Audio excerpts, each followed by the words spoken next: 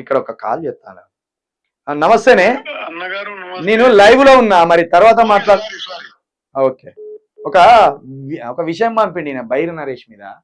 ఆ విషయం వేసి మాట్లాడమంటాను. మరి అదేమో వెయ్యాలా వేయద్దా అని నేను అనుకుంటానా. మరి అది ఏంది ఎట్లా అనేది వేద్దాం. ఇక మరి ఎప్పంచోలో ఈ ఆయన ఏందంటే ఆయన ఒకటి ఉన్నది, ఈ లింగన్న అంబేద్కర్ వాది, పైగా దాడి విషయంలో ఈయన దాడికి గురైండు, ఇట్లున్నాయి. అది పంపిండు, కొన్ని పోస్టర్లు తయారు చేసి పంపిండు. ఆయన రాతలు రాసుకొని పోస్టర్లు తయారు చేసి పంపిండు. ఇక వచ్చిన మళ్ళీ కానీ లంగాలంతా ఇలా వచ్చిలేవు. భారతీయుడు ఆంధ్ర పాలన తెలంగాణలో నడుస్తుంది. సొంత నిర్ణయాలు కేసీఆర్ తీసుకుంటే కేంద్ర జలవనరుల శాఖ ఏం చేస్తుంది? వారి అనుమతితోటే కదా ఇవన్నీ జరిగేది. ఇది నేను గత కొన్ని నెలలుగా కొన్ని సంవత్సరాలు అడిగేది ఇదే. కేసీఆర్ కాళేశ్వరం కడుతుంటే, కేసీఆర్ మేడిగడ్డ కడుతుంటే జలవనరుల శాఖ ఏం చేసింది, ఏం బీకింది? అది అడుగుతున్నాం మేము, అదే అడుగుతున్నాం. ఇది దమ్ముంటే చెప్పాలి. ఇక ఇది ఈ లింగాన పంపిణీ ఏంటంటే కొంచెం ఇక ఇది కాంట్రవర్సీ జరిగేదే. ఇది ఏంటంటే ఇగో బైర్ నరేష్ మీద చెప్తున్నాడు ఈయన. బాబాసాహెబ్ అంబేద్కర్ వాదాన్ని తప్పుదో పట్టిస్తున్న బైర్ నరేషు. మిత్రులారా, బాబాసాహెబ్ అంబేద్కర్ విగ్రహం ఇనాగ్రేషన్ సభలో అయ్యప్ప గురించి మాట్లాడడం అంటేనే పెద్ద మోసం చేసినట్లు. ఎందుకంటే దేశంలో నిత్యావసరాల ధరలు రోజు రోజుకి పెరిగిపోతున్నాయి. భూమి లేని వాళ్ళు ఉన్నారు, అత్యాచారాలు, దళితులపై దాడులు, పెట్రోల్ డీజిల్ ధరలు, నిరుద్యోగం, ప్రైవేటైజేషన్, బహుజన రాజకీయాలు, బీసీ ఎస్సీ ఎస్టీ రాజ్యాధికార సాధన అనే అంశాలు. బాబాసాహెబ్ అంబేద్కర్ కానీ బతికి ఉంటే వీటి అన్నిటిపై ఏం చేస్తుండే? వీటిని వదిలి అయ్యప్ప మాల గురించి మాట్లాడతాడా అంటే అంబేద్కర్ వాదాన్ని తప్పుదోవ పట్టించినట్టే. అసలు ఓటు ఎలా వేయాలో చెప్పని వాళ్ళు అందరూ అంబేద్కర్ కు ద్రోహం చేసినట్లే. కాబట్టి బైర్ నరేష్ అనే పద్మశాలి మూఢనమ్మకాల గురించి పనిచేయాలి అని ఉంటే వాళ్ళ కులానికి సంబంధించి దగ్గర పద్మశాలి కులానికి సంబంధించి 30 లక్షల మంది ఉంటారు. ముందు పద్మశాలి కులానికి సంబంధించి పద్మశాలి కులస్తుడైన బైర్ నరేషు పద్మశాలి కులస్తులను మూఢనమ్మకాల నుండి బయటపడాలి, తర్వాత మాదిగల గురించి మాట్లాడాలి అని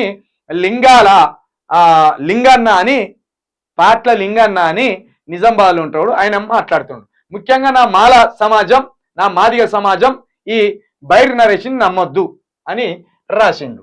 ఇక అట్లాగే ఇక్కడ కూడా వచ్చి రాసిండు. బైర్ నరేష్ బ్లాక్ మెయిలర్ గురించి మాల కులస్తులు పట్టించుకోవద్దు.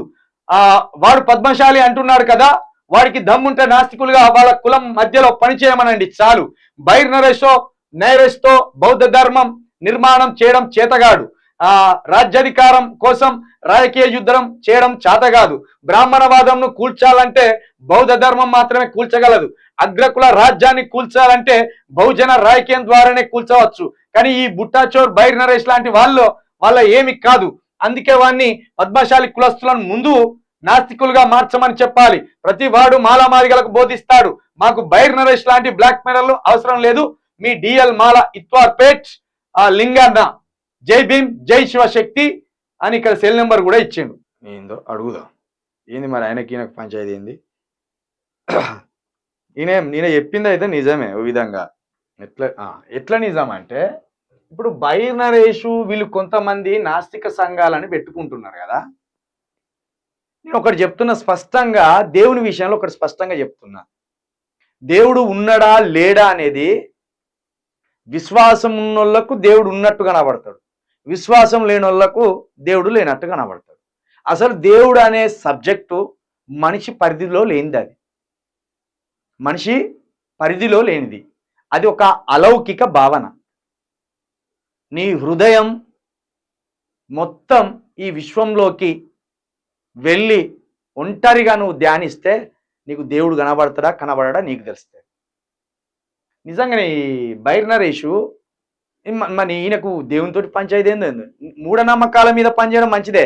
మూఢనమ్మకాల మీద, ఉదాహరణకు ఒక స్త్రీని భర్త చనిపోతే ఒక స్త్రీ బతికుండగానే కట్టెల మీద పేర్చి చంపుతుందంటే అదొక దుర్మార్గం, అదొక మూఢనమ్మకం. అవి వాటి మీద పోరాడాలి.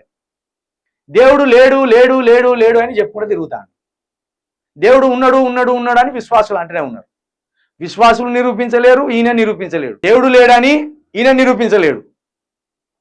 దేవుడు ఉన్నాడని విశ్వాసులు నిరూపించలేరు, ఎందుకంటే వాళ్ళ అనుభవంలోకి దేవుడు వచ్చి ఉన్నాడేమో, ఈయన అనుభవంలోకి దేవుడు రాలేదేమో, అక్కడనే విడిచిపెట్టాలి. ఈయన ఏం చేస్తాడు, పైగా ఈయన పద్మశాలి పద్మశాలి కులస్తులు 30 లక్షల మంది ఉంటారు.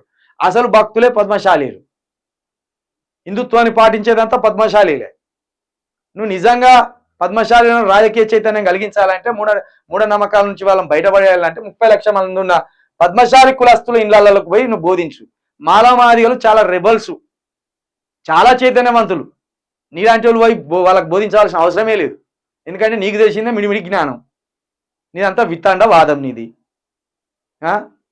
నీ వితండవాదం, నీ మిడిమిడి జ్ఞానంతో మళ్ళా మాలామాదిగలనే టార్గెట్ చేసి మాలామాదిగల దగ్గరికి వచ్చి బోధిస్తే మాలామాదిగలకి ఏంది, పౌరుషం ఎక్కువ, ఈ విప్లవ భావజాలం ఎక్కువ, కాబట్టి వాళ్ళు తొందరగా ట్రాప్లో పడితే వాళ్ళ పేరు చెప్పి ఇంత రూపాయి సంపాదించుకోవచ్చు. ఎట్లా, తీన్ మర్మాలి కానీ లెక్క. బహుజన రాజ్యం తెచ్చి పొడుతా పీక్తానంగానే ఎవరు ఉరికిన్లు, మాలామాదిగలు ఉరికిన్లు. వాడు ఏం చేసి మన పబ్బం గడుపుకున్నాడు, బయటపడ్డాడు. కాబట్టి ఇట్లా నువ్వు నిజంగా అయినా మంచి మంచి అంశాలు రాసుకొచ్చు. నిజంగా బైర్ నరేష్కి సమాజం పట్ల ప్రేమ ఉంటే, సమాజం పట్ల అవగాహన ఉంటే నువ్వు చేయవలసింది ఏంది, రాజకీయ పోరాటం చేయాలి. దేవుళ్ళ మీద పోరాటం చేస్తే బొచ్చేముండదు. దేవుడు అనేది మనిషి ఉనికి పుట్టినప్పటి నుంచి ఉన్నది. భూమి మీద ఒక జీవి పురుడు పోసుకున్నప్పంచెల్లి దేవుని భావన అనేది ఉన్నది. దాన్ని చంపడము ఎవ్వడి వల్ల కాదు, కాకపోతే బ్రాహ్మణత్వాన్ని చంపాలనుకున్నాడు అంబేద్కర్ గారు. బ్రాహ్మణత్వం అంటే ఏంటి, అసమానత, దాన్ని కొంతవరకు చంపగలిగింది. అంబేద్కర్ గారిని పూర్తిగా ఆవాహనం చేసుకున్న కాంశీరామ్ గారు దేవుళ్ళ జోలికి పోలే. అందుకే అంబేద్కర్ గారు అప్పటి పరిస్థితుల దృష్ట్యా, అప్పుడు ఎంత దుర్మార్గమైన పరిస్థితులు ఉన్నాయో వాటి అన్నిటిని అవగాహన చేసుకొని అంబేద్కర్ గారు హిందుత్వ మతంలో ఇన్ని మూఢనమ్మకాలు ఉన్నాయి, హిందుత్వ మతంలో ఇన్ని ఘోరాలు ఉన్నాయి, వాటిని మనము పరిష్కరించాలి అని పోరాటం చేసింది ఆయన. అప్పటిది అది అప్పుడు అయిన పుట్టిన కాలం నాటిది, కొంత అప్పటికంటే మెరుగైంది. అంబేద్కర్ గారు ఏం దేవుని మొక్కద్దని చెప్పలే, హిందుత్వంలో కొన్ని దుర్మార్గాలు ఉన్నాయి, వీటిని పరిష్కరించండి అన్నాడు. అంబేద్కర్ రథాలు మోసిండు. అంబేద్కర్ జీవిత చరిత్ర చదువుర్రి. రథమును ముట్టుకుంటే మలినమైదాం అన్నారు కదా మీరు, రథాన్ని ముట్టుకొనే చూస్తాం, రథాన్ని మోసే చూస్తాం అన్నాడు అంబేద్కర్. మోసిండు. ఇదే ఇప్పుడు బీజేపీ ఉన్నది కదా, అనేది సవర్కర్, దామోదర సవర్కర్ ఒక పెద్ద దేవాలయం కడతాడు, కట్టి అంబేద్కర్ గారిని ఆహ్వానిస్తాడు.